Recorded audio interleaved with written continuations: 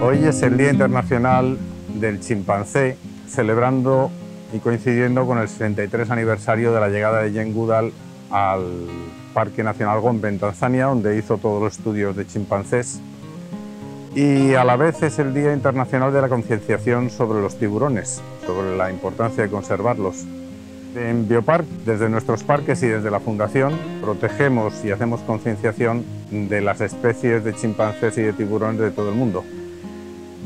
En Biopark Fuengirola y en Biopark Valencia nos ocupamos de los chimpancés, de forma especial de la subespecie Verus, una de las más amenazadas, y por otra parte en el Biopark Acuario Gijón nos ocupamos de las diferentes especies de tiburones.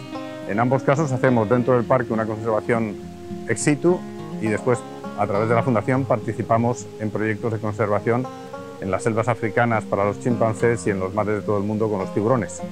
En los parques hacemos algo que para mí es fundamental, que es concienciar a la gente.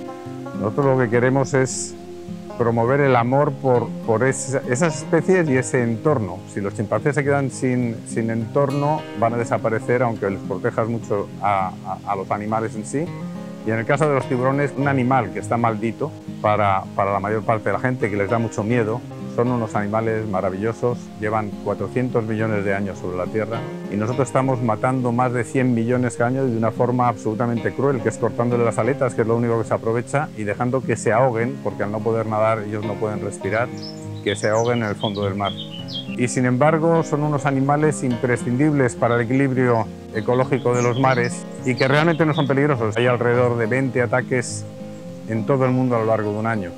Y en España, desde que se tiene registro de los ataques, apenas ha habido 6 ataques y ninguno mortal.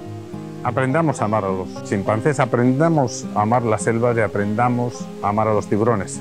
Ese mensaje y esa forma de ver por qué hay que amarlos es lo que va a encontrar el público que venga a nuestros parques en Fuengirola, en Valencia o en el Bioparque Acuario de Gijón.